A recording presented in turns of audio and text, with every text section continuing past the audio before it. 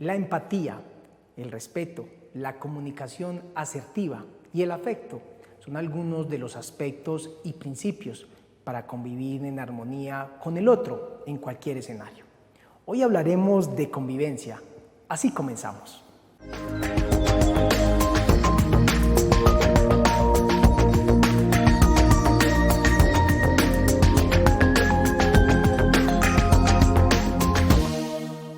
Bienvenidos, bienvenidas a una emisión más de Cortésmente. Hoy hablaremos de convivencia y para eso hemos invitado al doctor Juan Carlos Medina Correa. Él es abogado, especialista en Derecho Administrativo, en Derecho de Familia y también es magíster en Dirección Estratégica con énfasis en resolución de conflicto. Una persona con mucha experiencia, con un bagaje también académico muy importante y quien pues hoy nos acompaña. Doctor Juan Carlos, qué alegría, qué rico tenerlo en nuestro programa. Camilo, muchas gracias por la invitación y igual para compartir con la comunidad guarceña un tema tan importante y tan interesante en esta época de pandemia. Doctor, al principio mencionaba yo algunos aspectos, algunos principios, valores que podría uno resaltar con respecto a la convivencia, al hecho de estar en un espacio ya sea familiar, público, laboral, académico, para estar en interacción con las otras personas, a lo que uno podría decir que es el hecho de convivir, ¿cierto?, de compartir ese espacio. De una manera muy general, ¿cómo define usted un poco lo que es la convivencia para las personas? Camilo, la convivencia, el ser humano es un ser social por naturaleza y por lo tanto necesita estar rodeado de sus pares precisamente como un fortalecimiento a la convivencia. Vivir en convivencia no es fácil, no es fácil, es muy difícil y se vuelve más difícil la convivencia en vida en pareja que en la vida laboral, aunque también se presentan ciertos conflictos. Doctora, hay que, digamos, que empezar a desmenuzar un poco el tema de la convivencia o el término y el concepto, sobre todo en los escenarios, porque indudablemente pues nosotros llegamos al mundo y hacemos de inmediato para la mayoría de personas parte de un núcleo familiar, un hogar, una familia. Ahí empieza, digamos, que un proceso para las personas de aprender a convivir. En ese escenario, en ese sentido de la familia, quisiera, doctor, que empezáramos a comprender la convivencia, qué factores inciden, porque usted creo que al inicio dice algo muy sabio y es que no es fácil. Siempre vemos como un mundo donde no aparece el conflicto, donde todos nos entendemos, pero eso no es así, la realidad es otra. Y digamos que en ese núcleo primario como es la familia, empieza a surgir un montón de aspectos que son muy importantes para posteriormente, digamos, que tener algún aprendizaje, algunos hábitos, algunos aspectos que nos pueden generar menos problemas en otros espacios, pero quisiera que empezáramos a hablar de esa convivencia familiar. A ver, la convivencia familiar nos invita especialmente a fortalecer dos elementos, la comunicación y el diálogo. Si no sabemos escucharnos y si no sabemos comunicarnos, se vuelve muy difícil la convivencia. Nos volvemos como el Alka-Seltzer, al mínimo contacto con el agua efervescemos, y es lo que ha llevado que en ocasiones a nivel familiar, donde hay elementos de emotividad por un lado y donde hay elementos de sensibilidad, cuando se unen se vuelven una bomba de tiempo, es donde estallan y es donde se vuelve la guerra del caos. Porque yo siempre he dicho que es muy fácil uno sentarse en el bar, en la acera, en cualquier otro espacio, tomarse una buena cerveza con el amigo o con la amiga y usted dialoga y habla 2, 3, 4 horas sin ninguna dificultad, pero ¿por qué se vuelve tan difícil hacerlo en familia? Entonces hoy la comunicación en familia se ha perdido completamente. Los medios de comunicación, estos elementos de redes sociales, celulares, las comunicaciones ha hecho de que se pierda ese espacio tan bonito que es el comedor de la casa. Era donde uno se sentaba, compartía en familia, compartía un buen desayuno, un buen almuerzo, una buena comida, dialogaba, se reía, contaba sus alegrías y tristezas, y hoy completamente eso se perdió. Llega el conflicto, entonces no me digas nada, no me grites, no me insultes, y es donde, por eso se vuelve tan complejo la convivencia en familia, porque no somos tolerantes a la situación de la convivencia en familia. En ese aspecto, doctor, quisiera que nos adentráramos en esos factores que indudablemente desde lo cultural, desde lo educativo, empiezan a generar unas alarmas, pero también detonan, como usted lo dice, algunas reacciones violentas, agresivas. Y pues uno en parte, y esas configuraciones, por decirlo de alguna manera, esas narrativas que se han tenido siempre sobre el respeto al adulto, el respeto a lo que era el concepto de sus padres, con el tiempo y adicional a lo que usted menciona de la tecnología, eso ha empezado, digamos que a perderse un poco esa línea entre lo que es, por ejemplo, el respeto y la privacidad. Entonces ya hay lugares privados dentro de las mismas casas, cosa que antes, pues, podría uno pensar que no existía tanto, ¿cierto? Y en esa medida las familias han ido cambiando un poco esa relación, esa interacción entre todos, donde las reglas, las normas empiezan como a perderse un poco, doctor. Hoy la dinámica familiar ha cambiado en su contexto, y cuando hablamos de familia, y cuando le decía ahorita que esos dos elementos de diálogo y de escucha se perdieron completamente, es porque formar en valores no es fácil. Entonces yo siempre he dicho que aquel joven que no aprendió de familia a respetar a papá y a mamá, menos va a aprender a respetar a un tercero con quien no tiene ningún vínculo. Y son cosas que se aprenden en casa. Nos hemos olvidado que el ser humano desde que nace hay que empezar a formarlo en muchos valores, y hay un documento muy bonito del doctor Hernán Anclares, que fue exmagistrado de Medellín, y se llama Al rescate de los valores perdidos. Uh-huh. Y precisamente ese documento nos invita a rescatar esos valores perdidos que hemos dejado perder en familia, porque ya los chicos hacen lo que les venga en gana, como bien decían nuestros abuelos. Espero no suene tan duro ese término, pero la realidad es que hoy a los padres les da temor colocar límites en el hogar. A los papás hoy les da temor colocar castigos a los hijos. Hace poco salió la ley de prohibición de castigo físico, pero eso no quiere decir que no podamos reprender a los hijos. Una cosa es reprender, otra cosa es maltratar, que es la prohibición que hace la norma. Entonces todos estos valores se han ido perdiendo, y hoy tenemos que ir al rescate precisamente de esos valores, porque todo comienza en casa. Todo, absolutamente todo.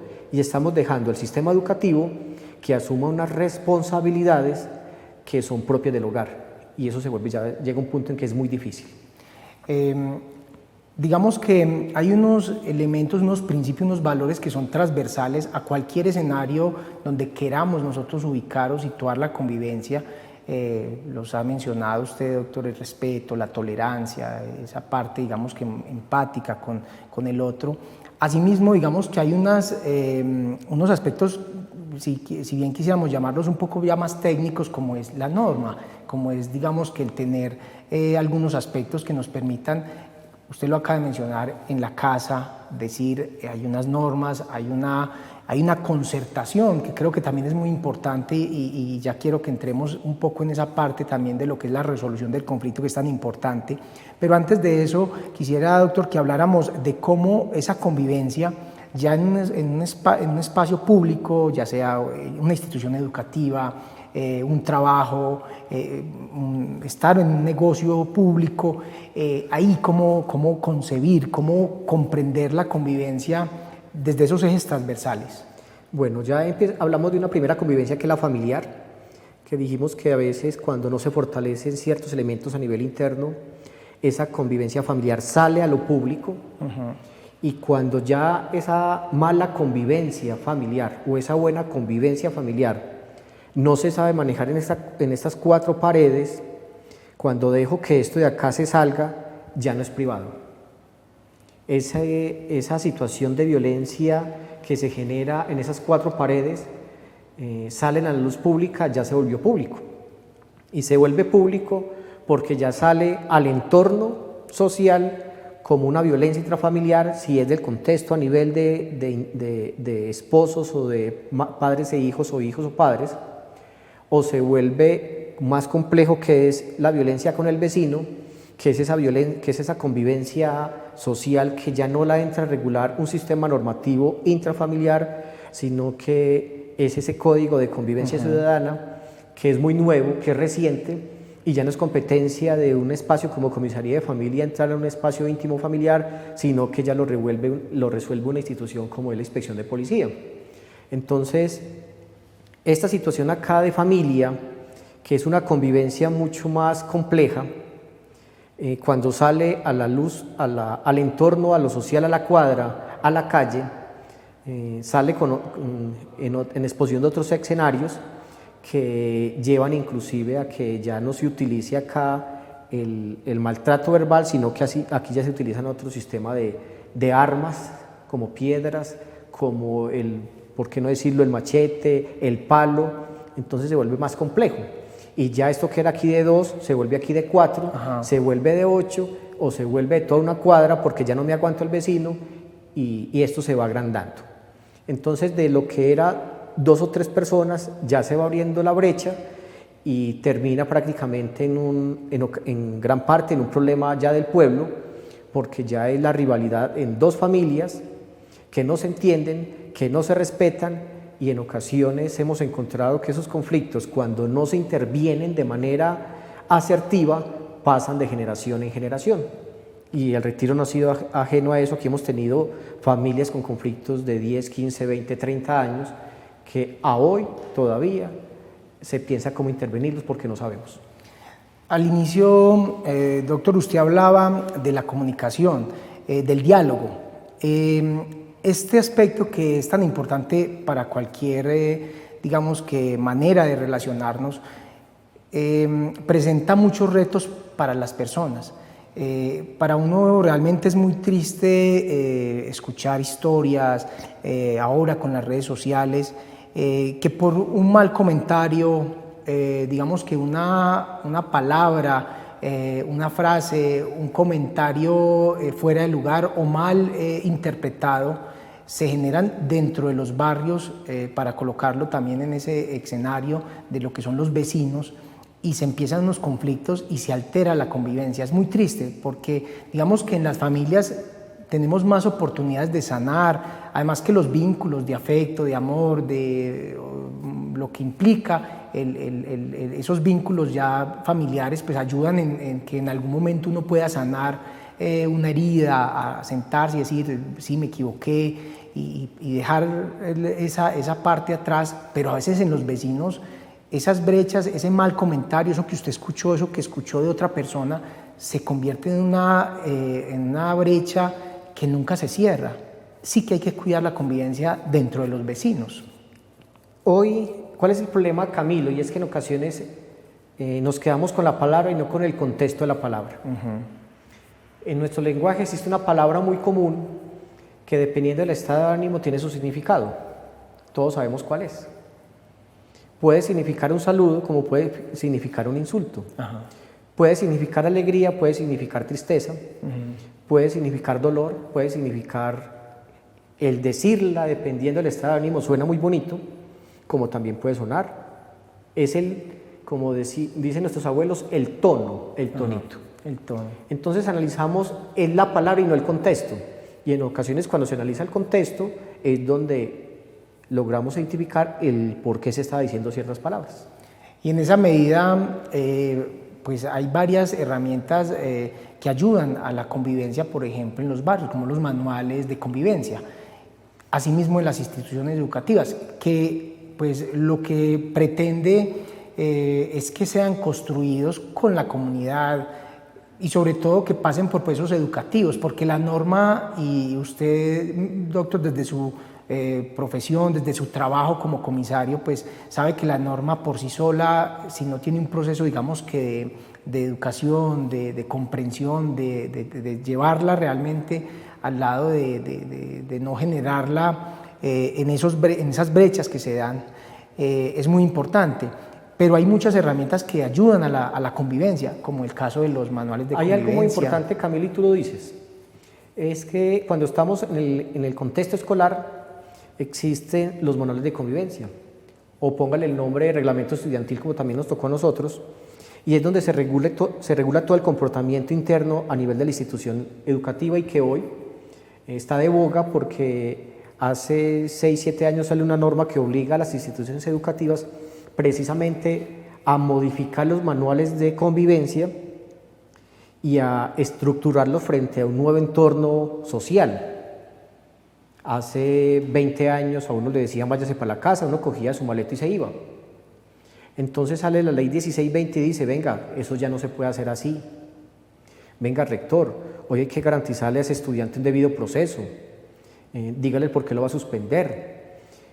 Invita al docente a decirle que ya la suspensión ya no es una medida pedagógica muy positiva, porque se volvió inclusive más que una sanción, es un premio para el estudiante. Entonces esta ley modifica todo el lenguaje, los manuales de convivencia, donde ya no se habla de faltas leves, graves y gravísimas, sino que se habla de situaciones tipo 1, tipo 2, tipo 3. Aparecen las empresas con sus manuales laborales, donde también estructuran un manual el manual de convivencia laboral, y es donde, así no lo conozcamos como empleados, en ocasiones tenemos que cumplirlo, porque el desconocimiento, como dice un principio general del derecho, el desconocimiento de la norma no me exime de su cumplimiento. Pero muchos, uno les pregunta, ¿usted conoce el manual de convivencia laboral? Y muchos no lo conocen, porque son 10, 20 hojitas pegadas en una cartelera en tamaño 5, y eso no lo lee un brujo. Entonces, y a nivel de nosotros como servidores públicos aparece a hoy la ley 734, que es la que nos regula y es el manual de convivencia de nosotros, que es el Código Disciplinario Único. Entonces son 3 contextos donde existe un documento que nos regula a nivel normativo, y yo siempre he dicho, ¿por qué en el hogar no hay un manual de convivencia? Uno no encuentra un manual de convivencia dentro de la casa donde digan, en esta casa no se grita, acá se respeta, acá se vive en orden, y uno no encuentra eso.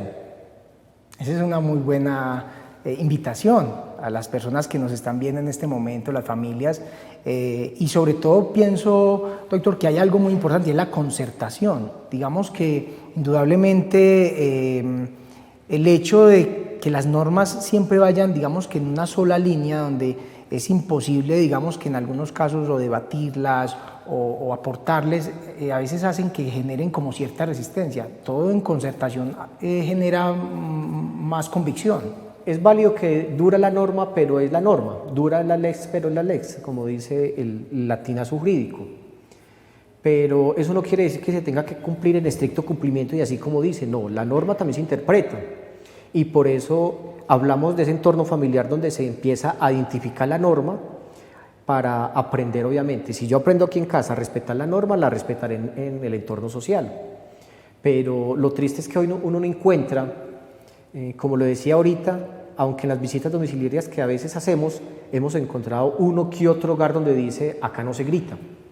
Una pequeña frase en la nevera, una pequeña frase cuando usted abre la puerta de la calle, acá en este hogar no se grita.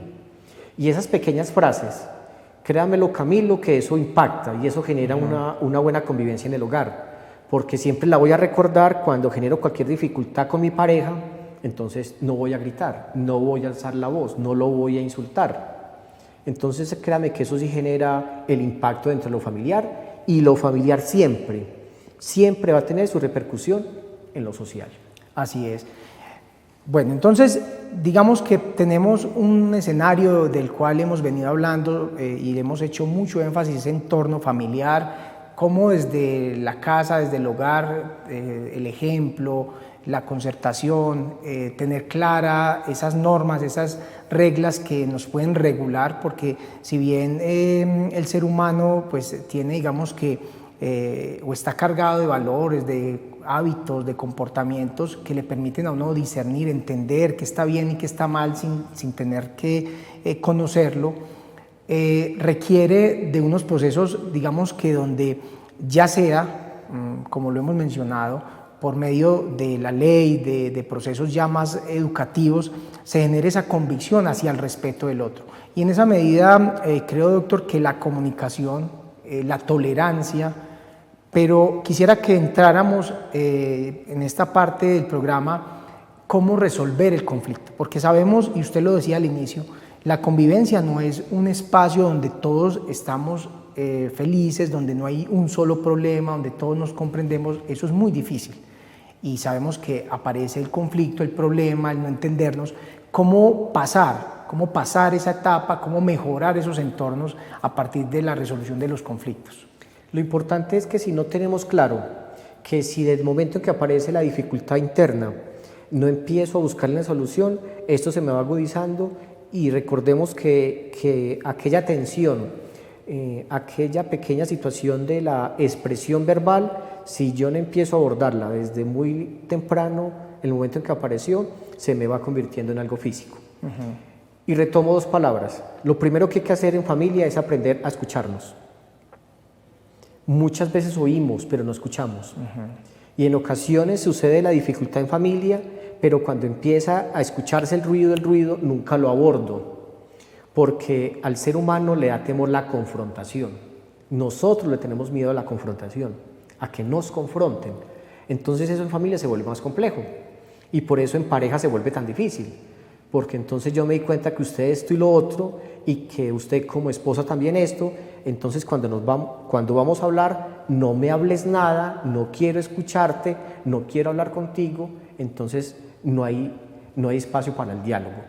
Entonces primero tenemos que aprender a escucharnos, pero para escucharnos tenemos que tener disposición a la escucha. Y luego, si soy capaz de escuchar, soy capaz de dialogar, porque son dos cosas muy complejas que, lo decíamos ahora, en otros espacios son muy buenos y nos dedicamos 2-3 horas a hablar y cachar, pero en familia, ¿por qué se vuelve tan difícil? Es la pregunta. Y es porque no tenemos la disposición. No estamos preparados para escucharnos en pareja ni en familia, porque los hijos tienen temor que papá y mamá los confronten, porque como compañero, como esposo tengo temor a que me confronten, entonces a todos nos da temor que nos controlen. Entonces, primero hay que saber escuchar. Si sé escuchar, sé dialogar, y abro el espacio del diálogo. Y saber que si vamos a hablar es a dialogar, preparado para escuchar lo que en ocasiones no quiero escuchar, pero que tengo que escuchar. Creo que ahí hay una clave muy importante, y yo diría que no solo en la familia, sino que ese ejercicio que usted nos propone, doctor, es válido para cualquier escenario, entre vecinos, entre compañeros de trabajo. Ese mensaje de escuchar, y escuchar para comprender al otro, no para ver cómo le voy a contestar más feo o con más argumentos, que desafortunadamente a veces vivimos en una sociedad que polariza, que nos invita mucho a esa confrontación. O que señalamos. Exacto. Entonces, en esa medida creo que ese ejercicio práctico tan necesario es muy importante en cualquier escenario. Eso nos ha llevado, Camilo, a implementar un nuevo modelo de atención, que es la mediación familiar. La mediación familiar es un método alternativo de resolución de conflictos que no está dentro de lo jurídico, pero que sí dentro de lo psicosocial. Entonces, hemos implementado con una nueva profesional que ha ingresado a la oficina, precisamente para empezar a abordar esa mediación familiar desde lo colectivo, para enseñarle a la familia a escucharse, a escucharse y hablarse dentro de lo colectivo. Y es lo que queremos implementar como un método alternativo de resolución de conflictos aplicable desde lo familiar a un entorno social, a un entorno laboral, que también se vuelve a veces muy complejo, y el entorno laboral también es muy difícil, porque a veces las rivalidades son más desde los egos, que realmente desde una posición de las emociones. Entonces, por eso a veces lo laboral se vuelve a veces tan difícil, igual es mi compañero de trabajo, no hay vínculo afectivo, si se deja generar se vuelve más complejo, pero esa convivencia laboral también a veces, lo familiar repercute en lo social y lo familiar repercute en lo laboral. Así es. Por eso a veces hay una frase que dice que si yo no sé administrar a mi familia, a veces se vuelve difícil administrar la empresa. Entonces yo llegar a una empresa a imponer, pero en familia no soy capaz, se vuelve muy difícil. Doctor Juan Carlos, pues ha sido realmente muy importante el tema. Sabemos que el tiempo es corto y pues indudablemente para nosotros acá en este espacio de Cortésmente siempre propiciamos esos conceptos que de una manera muy general pretenden, digamos que estimular, incidir un poco en ese criterio, en esos conceptos, en esos conocimientos de las personas que nos ven, y en esa medida creo que la convivencia es un aspecto muy necesario para la sociedad, para la familia. Creo que el mundo hoy requiere de poner la convivencia como en el escenario, en la mesa, en todos los aspectos educativos, culturales, y quisiera que finalmente dejara ese mensaje, porque creo que en un país polarizado, a uno a veces le da mucha tristeza cuando la gente dice, no, yo no hablo de política, yo no hablo de religión, yo no hablo de fútbol. Hay temas que pareciera que no tienen como, que no se pueden refutar, que no se pueden, digamos que, poner en discusión, y eso genera unas mentes muy cerradas. La convivencia requiere de mentes que estén abiertas al otro. El objetivo, Camilo, y para finalizar, yo pienso que no le podemos tener miedo a la confrontación. Y el hecho de que es que hay unos temas que a veces parecen vetados, pero que no están vetados porque tenemos que saber de todo. Hoy tenemos que saber de política, hoy tenemos que saber de religión, hoy tenemos que saber de fútbol, que también nos genera muchas dificultades, y son temas que cuando se abordan generan conflicto porque no se saben abordar. Creemos que si hablo de religión voy a generar dificultades con el que es cristiano o es católico, que si hablo de política pues ya creé la rivalidad porque si yo no estoy contigo estoy contra ti, y si en otro contexto siempre lo veo como que vaya en contravía de la posición del otro. Por eso hablar con argumentos es muy bueno, y por eso debatir con argumentos es muy bueno, y se presta obviamente para generar un buen diálogo. Así es. Y finalmente, doctor Juan Carlos, desde su experiencia comisario por algunos años acá en el municipio del Retiro, donde hace una labor muy destacada, porque conozco de su labor, de su profesión, de su familia, y pues sé que es una persona con mucha vocación al trabajo, muy preparado, y que hace un trabajo con mucha seriedad, con mucha convicción, muy comprometido por su profesión.